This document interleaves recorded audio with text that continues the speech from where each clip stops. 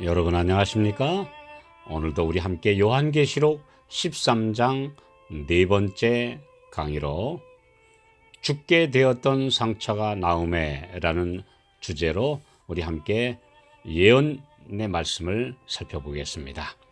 요한계시록 13장 3절 그의 머리 하나가 상하여 죽게 된 것 같더니 그 죽게 되었던 상처가 나음에 온 땅이 이상히 여겨 짐승을 따르고, 이 구절에 바다에서 올라와 용으로부터 능력과 보좌와 큰 권세를 받은 이 짐승의 신원을 확실히 증명할 수 있는 내용이 기록되어 있습니다.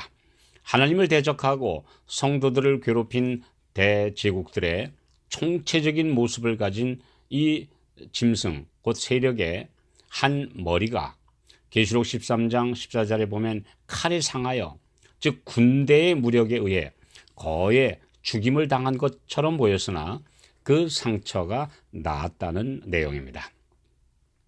계시록 12장의 예언의 성취를 역사적으로 살펴보면 예수 그리스도의 탄생 시부터 죽이려 하고 성도들을 잔인하게 핍박한 가장 무서운 세력은 로마 제국이었습니다.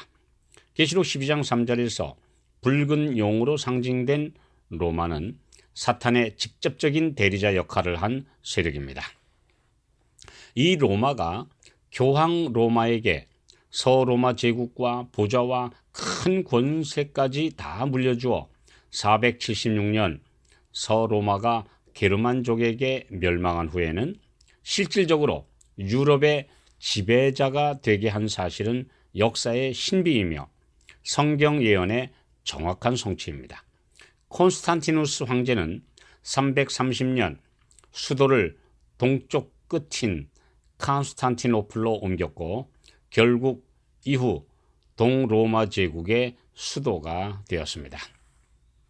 서로마 제국의 권력을 계승한 로마 감독은 538년 전 세계 교회의 머리인 교황이 되었고 이후 1260년간 정치와 종교를 아울러 무소불위의 권위로 유럽 세계를 다스린 전성기를 누렸습니다.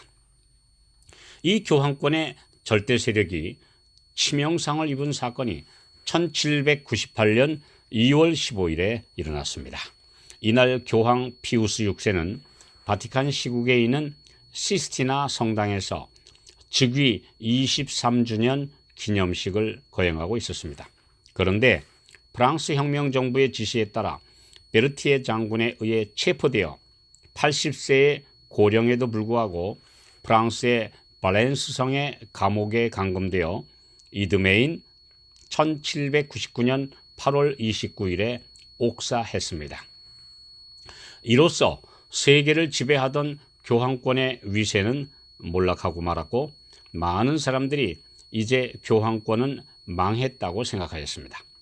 프랑스의 나폴레옹은 교황의 영토를 압수하여 국가의 지위를 박탈했고 이후 프랑스 정부가 60년간 12명의 교황을 멋대로 임명하고 폐위하는 등 명목만 남은 존재로 만들어버렸습니다.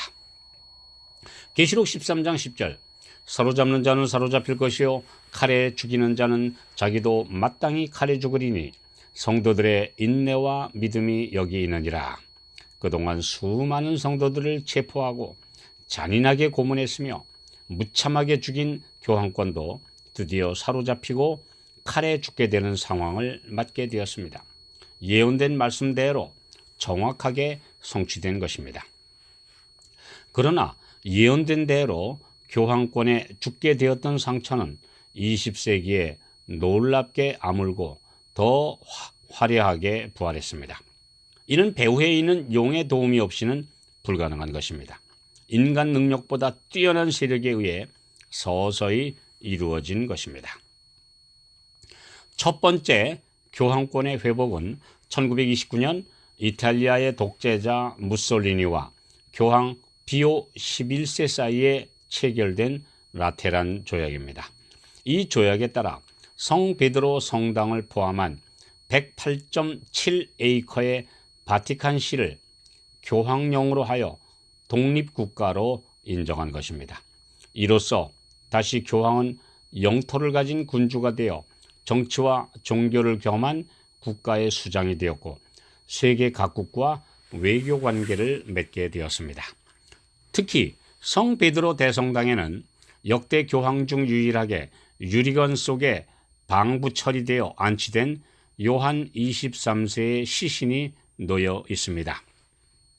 이 교황은 제2차 바티칸 공의회를 개최하여 가톨릭 교회를 대대적으로 쇄신하였고 에큐메니칼, 즉 종교 연합 운동을 시작하여 뿌리가 같은 정교회와 성공회와의 통합을 논의하기 시작했으며 최근에는 이제 합병 단계에 이르게 되었습니다. 또 개신교회들과도 활발하게 종교연합을 추진하여 개신교회가 만든 WCC, 즉 세계교회연합회와 합의에 접근한 상황입니다.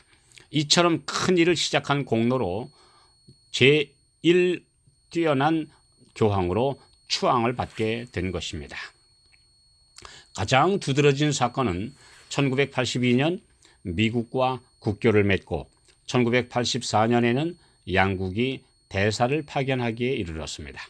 불과 30년 전인 1951년만 해도 미국의 트루먼 대통령이 이를 추진했다가 국민들의 반대에 부딪혀 철회했었는데 드디어 30년이 지난 이제는 우호 관계를 맺을 정도로 급속하게 관계가 회복된 것입니다. 이후 교황이 미국을 방문할 때는 구름 같은 관중들의 열렬한 환영을 받기에 이르렀습니다. 교황권의 박해를 피해 신대륙으로 피한 청교도들의 후예들이 다시 카톨릭 신자들이 되고 있는데 미국에 무려 6천만 명이 넘습니다. 이들은 교황이 집 나간 형제들이여 다시 집으로 돌아오라 하는 메시지에 호응할 만큼 다시 옛 역사를 잊거나 묻어버렸습니다. 오직 성경으로를 기치로 내걸고 종교개혁으로 분리된 프로테스탄트, 즉 항의자들인 개신교회가 성경의 진리를 버리고 종교연합을 강력하게 추진하고 있습니다. 최근인 2014년 9월 24일부터 27일에는 프란치스코 교황이 미국 상하 양원 합동의회에서 연설했으며 유엔 총회 개회 연설에서 전 세계에서 모인 190개국 정상들에게 나의 교구 신자들을 환영한다라고 연설하여 우레 같은 기립박수를 받기에 이르렀습니다. 이처럼 죽게 되었던 상처가 나음에라는 예언은 이미 완벽하게 이루어진 현실이 되었으며 온 땅이 기이하게 여겨 짐승을 따른다는 예언이 그대로 우리 눈앞에서 펼쳐지는 시대입니다. 계시록의 예언은 이렇게 확실합니다. 오늘 예언에 기초한 확실한 믿음으로 우리 주의 오심을 위해 준비하게 되시기를 축원합니다.